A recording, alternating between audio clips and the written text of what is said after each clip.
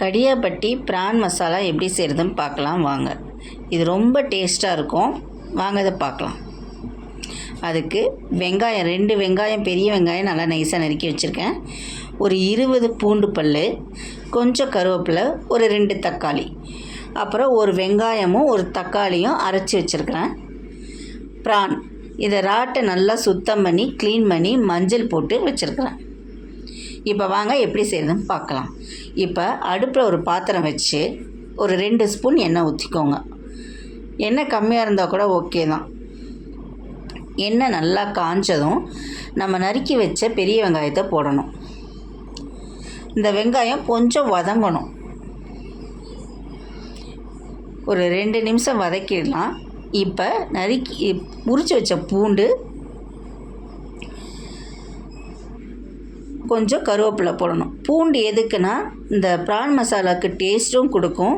PRAN கொஞ்சம் case item, அதனால் உடம்புக்கும் நல்லது. இஞ்சி பூண்டு பேஸ்ட்டு கொஞ்சம் போட்டு எல்லாத்தையும் நல்லா வதக்கணும். இப்போ நல்லா வதங்கிடுச்சு பாருங்கள். ஒரு 2 நிமிஷம் வதக்கினா போதும். இப்போ நறுக்கி வச்ச தக்காளியும் போட்டு தக்காளி நல்லா மசிகிற அளவுக்கு வதக்கணும்.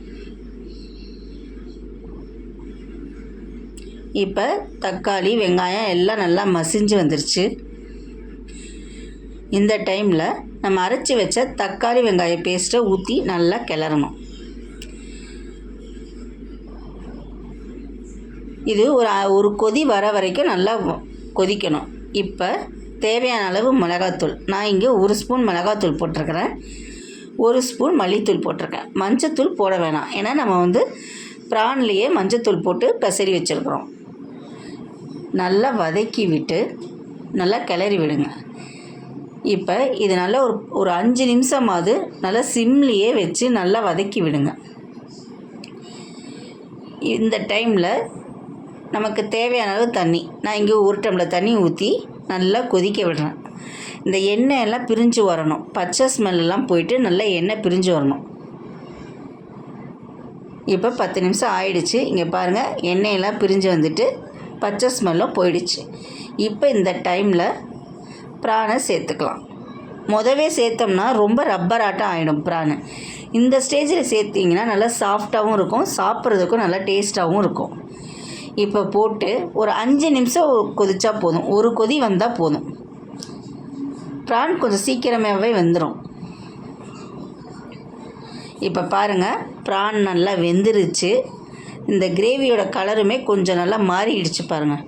இதை இன்னும் ஒரு 3 நிமிஷத்துக்கு அடுப்புலேயே சிம்மில் வச்சா சூப்பராக வந்துடும்.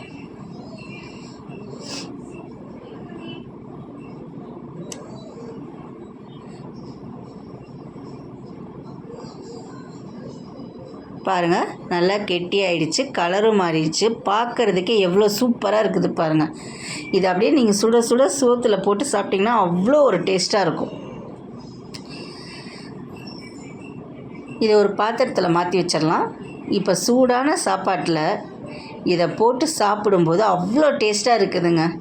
நீங்களும் ஒரு தடவை செஞ்சு பாருங்கள், அப்புறம் சொல்வீங்க கடியாப்பட்டி ப்ரான் மசாலா எப்படி இருக்குன்னு. Thank you for watching this video.